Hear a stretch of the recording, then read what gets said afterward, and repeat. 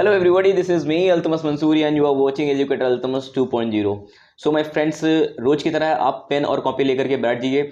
और हाँ दोस्तों, आज मैं इस बात को क्लेम करने जा रहा हूँ। आज जो मैं कंटेंट लेकर के आया हूँ वो पॉलिटी का है और ये कंटेंट यूट्यूब पे कहीं भी नहीं मिलेगा, डैम श्योर नहीं मिलेगा। ओपन चैलेंज इस चीज़ को लेकर के, क्योंकि मतलब पढ़े सभी लोग हैं इस चीज़ को, लेकिन कंसाइज करके किसी एक जगह पर लेकर के आना और पेपर के पहले एक दो पन्ने में ये सारी चीज़ें एक जगह पे मिल जाना, जो कि मोस्ट कंफ्यूजिंग वर्ड है। ठीक है, मोस्ट कंफ्यूजिंग चीज़ें हैं और ये सिली मिस्टेक्स होती हैं पेपर में आपसे, जो आज मैं चीज़ें बताने जा रहा हूँ। ठीक है, छोटी छोटी मिस्टेक से क्या कर देते हैं, आप क्वेश्चन गलत करके चले आते हैं। ठीक है, आपको लगता है कि आपको प्रेसिडेंट के बारे में खूब पढ़ा रखा है, आपको लगता है कि आपने लोकसभा स्पीकर के बारे में खूब पढ़ रखा है, आपको लगता है कि आपने जजेस के बारे में खूब अच्छे से पढ़ कर गए हैं। ठीक है, लेकिन फिर भी वहां पे क्वेश्चन आपको कंफ्यूज कर देते हैं, जो कि प्रीलिम्स का काम ही है आपको कंफ्यूज करना।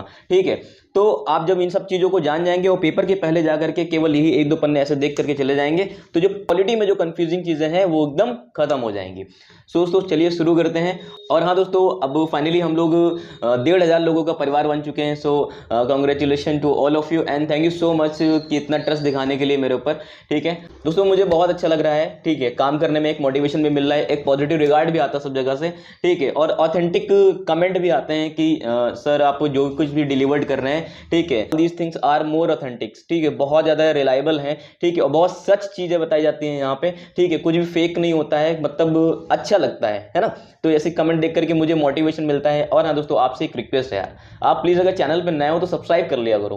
ठीक है, तो परिवार हमारा और बड़ा होता जाएगा और धीरे धीरे मेरा मोटिवेशन बढ़ता जाएगा और बेस्ट से बेस्ट चीज़ें आपके लिए लेकर के आऊँगा।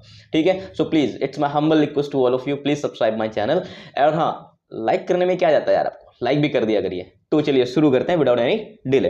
ठीक है, सो माय फ्रेंड्स, आज का पहला क्वेश्चन ये है जो कि बहुत ज़्यादा कंफ्यूजन क्रिएट करता है कि जो जजेस ऑफ दी सुप्रीम कोर्ट हैं और जजेस ऑफ दी हाई कोर्ट है। ठीक है, जो सुप्रीम कोर्ट के जजेस होते हैं इनको सैलरी कहाँ जाती है, कंसोलिडेटेड फंड ऑफ इंडिया। ठीक है, भारत की संचित निधि से जाती है, जो कि आर्टिकल नंबर 266 में आती है। आप प्लीज पेन कॉपी लेकर के बैठिएगा, सारे पॉइंट नोट कर लीजिएगा। ठीक है, जो जजेस ऑफ दी सुप्रीम कोर्ट होते हैं, ठीक है, सुप्रीम कोर्ट के जो न्यायाधीश होते हैं या फिर मुख्य न्यायाधीश होते हैं, उनको जो सैलरी जाती है, ठीक है, वो कहाँ से जाती है, भारत के संचित निधि से जाती है, जो कि आर्टिकल नंबर 266 के अकॉर्डिंग आता है। ठीक है, इसी तरह जो जजेस ऑफ द हाई कोर्ट हैं, ठीक है, उच्च न्यायालय के जो न्यायाधीश हैं या मुख्य न्यायाधीश हैं, इनको जो सैलरी जाती है वो भारत के संचित निधि से ना जाकर के वो कहां जाती है, राज्य की संचित निधि से जाती है। ठीक है, consolidated fund of the state से जाता है। तो दोस्तों अब बात होगी यहाँ पे, ये बात क्लियर है कि सुप्रीम कोर्ट के जजेस को सैलरी कहां जाती है और हाई कोर्ट के जजेस को सैलरी कहां जाती है। बट कंफ्यूजन कहाँ से आएगी, जो हाई कोर्ट के जो जजेस हैं ये रिटायर जब होते हैं तो इनको दोस्तों जो पेंशन मिलती है वो भारत के संचित निधि से मिलती है,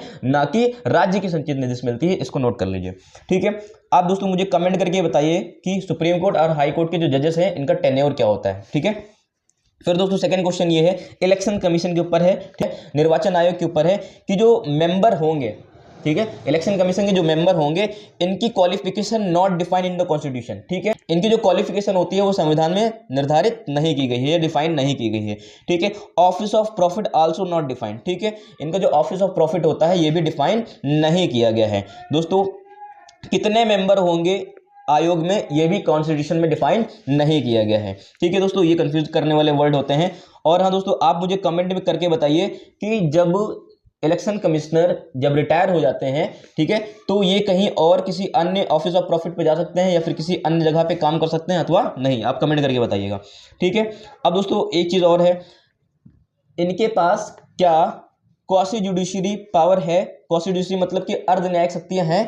तो जी हाँ दोस्तों, इनके पास अर्ध न्यायिक शक्तियां भी होती हैं। ठीक है दोस्तों, आपको कमेंट में बताना है कि टेन्योर और रिमूवल कैसा है इनका। ठीक है, टेन्योर इनका कितना होता है इलेक्शन कमिश्नर का। ठीक है, फिर दोस्तों हम लोग बात कर लेते हैं नेक्स्ट टॉपिक के ऊपर कि जो प्रेसिडेंट का जो रिमूवल है, ठीक है, जो प्रेसिडेंट का रिमूवल है ये तो हमारे आर्टिकल नंबर 61 में डिफाइन कर दिया गया है।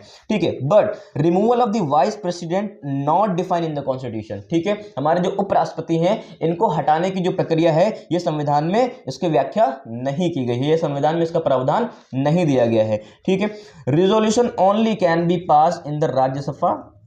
दोस्तों इनको हटाया कैसे जाता है, तो दोस्तों इनको हटाने के लिए केवल राज्यसभा में ही रेजोल्यूशन लेकर के आ सकते हैं, जो कि 50% स्ट्रेंथ के होती है, जिसको हम लोग इफेक्टिव मेजोरिटी बोलते हैं। क्या बोलते हैं दोस्तों? जिसको हम लोग इफेक्टिव मेजोरिटी बोलते हैं। ठीक है, तो इफेक्टिव मेजोरिटी से किन किन लोगों को हटाया जाता है? तो स्पीकर हो गए, डिप्टी स्पीकर हो गए, या फिर डिप्टी चेयरमैन हो गए, इनको भी इफेक्टिव मेजोरिटी के साथ में ही क्या किया जाता है? रिमूव किया जाता है। ये सारे पॉइंट आप लिख लीजिए।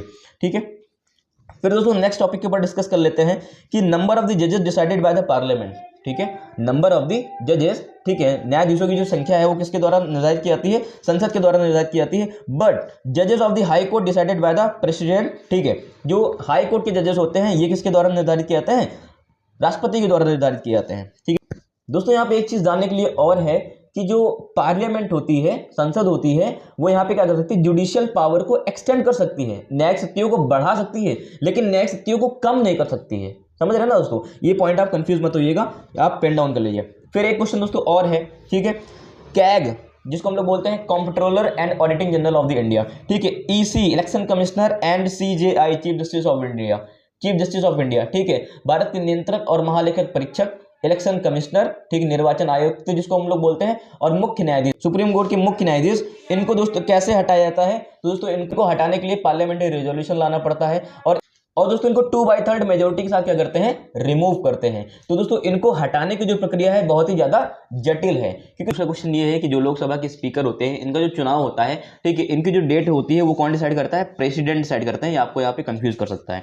ठीक है, फिर दोस्तों जो डिप्टी स्पीकर का जो चुनाव होता है उसकी डेट कौन डिसाइड करता है? ये स्पीकर डिसाइड करते हैं। कौन करते हैं? स्पीकर डिसाइड करते हैं। फिर दोस्तों यहाँ पे एक इंपॉर्टेंट चीज है कि अगर स्पीकर अपना रिजाइन दे रहे हैं तो किसको देंगे? डिप्टी स्पीकर को देंगे, और डिप्टी स्पीकर अगर रिजाइन दे रहे हैं तो किसको देंगे? स्पीकर को देंगे। ठीक है, स्पीकर का दोस्तों यहाँ पे स्पीकर का मतलब ये है लोकसभा अध्यक्ष के बारे में। ठीक है, फिर दोस्तों तो यहाँ पे लोकसभा के अध्यक्ष और उपाध्यक्ष की जो सैलरी जाती है वो कहाँ जाती है? कंसोलिडेटेड फंड ऑफ इंडिया, मतलब भारत की संचित निधि से जाती है। ठीक है, और ये कितनी होगी ये डिसाइड कौन करता है दोस्तों? पार्लियामेंट डिसाइड करता है। ये कहीं भी कॉन्स्टिट्यूशन में डिफाइन नहीं किया गया है। ठीक है, फिर दोस्तों हम लोग को कॉन्स्टिट्यूशन के कुछ ऐसे पहलुओं को जान लेते हैं जो कि कॉन्स्टिट्यूशन में मेंशन तो है बट डिफाइन नहीं किए गए। तो उसमें से पहला पॉइंट क्या है? जुडिशियल रिव्यू, जिसको हम लोग बोलते हैं न्यायिक पुनरावलोकन। ठीक है, फिर दोस्तों दूसरा शब्द क्या है? अनटचेबिलिटी। ठीक है, इसको मेंशन किया गया है लेकिन डिफाइन नहीं किया गया है। अनटचेबिलिटी हमें पता है आर्टिकल नंबर 17 में आती है, जो कि हमारा फंडामेंटल राइट्स है। फिर दोस्तों है मार्शल लॉ। मार्शल लॉ जिसको एक टाइप को हम लोग इमरजेंसी बोलते हैं, जैसे जनरल रेजिनाल्ड डायर ने लगाया था। ठीक है, वो क्या है? मेंशन तो किया गया लेकिन इसको डिफाइन नहीं किया गया है। फिर दोस्तों माइनॉरिटी शब्द, ठीक है, अल्पसंख्यक शब्द को मेंशन किया गया लेकिन डिफाइन नहीं किया गया है। ऑफिस ऑफ प्रॉफिट, लाभ के पद को मेंशन किया गया, डिफाइन नहीं किया गया।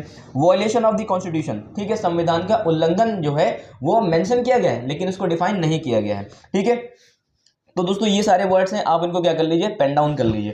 ठीक है, फिर दोस्तों हम लोग बात कर लेते हैं कुछ ऐसे शब्द जो कि कॉन्स्टिट्यूशन में इवन डिफाइन भी नहीं किए गए हैं, ना ही उनको मेंशन किया गया है, और लेकिन उसको यूज हम लोग खूब करते हैं। जैसे बजट शब्द है, बजट शब्द को कभी भी कॉन्स्टिट्यूशन में मेंशन नहीं किया गया है।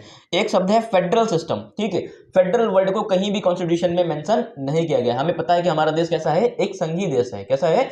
संघी कह लो या फिर अर्ध संघी कह लो। ठीक है, इसका संघी और एकात्मक का मिला जुला रूप है। ठीक है, लेकिन फेडरल शब्द को कहीं भी मेंशन नहीं किया गया है कॉन्स्टिट्यूशन में। दोस्तों मैं बात कर लेता हूँ ज्वाइंट सिटिंग की कॉलिंग कौन करते हैं। ठीक है, ज्वाइंट सिटिंग के लिए बुलाता कौन है?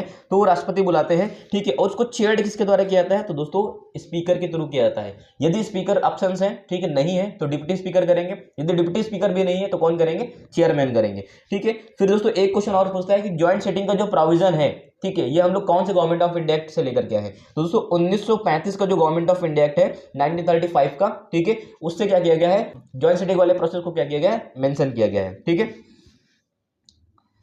फिर दोस्तों हम लोग बात कर लेते हैं और इंपॉर्टेंट फैक्ट के बारे में। जो दोस्तों ज्वाइंट सिटिंग जो होती है वो मनी बिल के ऊपर नहीं होती है और कॉन्स्टिट्यूशन बिल के ऊपर नहीं होती है। अगर हमें ज्वाइंट सिटिंग बुलाना है तो हमारा जो गढ़ पूर्ति है, जो कोरम है, एटलीस्ट कितना होना चाहिए? 1/10 होना चाहिए। कितना होना चाहिए? 1/10 होना चाहिए। दिल्ली में प्रेसिडेंट रूल लगाया जाता है, इसके लिए एक अलग से आर्टिकल मेंशन किया गया जिसको हम लोग बोलते हैं 239AB। क्या बोलते हैं? 239AB। ठीक है, फिर दोस्तों मैं बात कर लेता हूँ राज्य विधान परिषदों के बारे में। ठीक है, यहाँ पे सीटों का एलोकेशन किया गया है कि कितनी सीटें होनी चाहिए। तो दोस्तों मैक्सिमम सीट कितनी होनी चाहिए? जो स्टेट लेजिस्लेटिव असेंबली होती है, जो कि राज्य विधानसभा होती है, उसकी सीट का 1/3 होना चाहिए। कितना है? 1/3 होना चाहिए। और मिनिमम से मिनिमम कितनी सीट होनी चाहिए दोस्तों? 40 होनी चाहिए। ठीक है, अब दोस्तों हम लोग बात कर लेते हैं formation of the state legislative council. ठीक है, राज्य विधान परिषदों के जो फॉर्मेशन होता है वो किसके थ्रू होता है? तो दोस्तों यहाँ पे स्पेशल मेजोरिटी से पास होना चाहिए उस रेजोल्यूशन को। कहाँ पे? राज्य की विधानसभाओं में पास होना चाहिए। दोस्तों राज्य की विधानसभाओं में इसको स्पेशल मेजोरिटी के साथ पास होना चाहिए और फिर ये बिल जाएगा हमारे यहाँ पे पार्लियामेंट है, और पार्लियामेंट में क्या हो जाएगा, ये सिंपल मेजोरिटी के साथ क्या हो जाता है, पारित कर दिया जाता है। ठीक है, राज्य विधानसभा सिंपल मेजोरिटी के साथ क्या कर दिया जाता है दोस्तों, पारित कर दिया जाता है। ठीक है, अब दोस्तों हमें बताइएगा जो वाइस प्रेसिडेंट है वो राज्यसभा के सदस्य है अथवा नहीं है।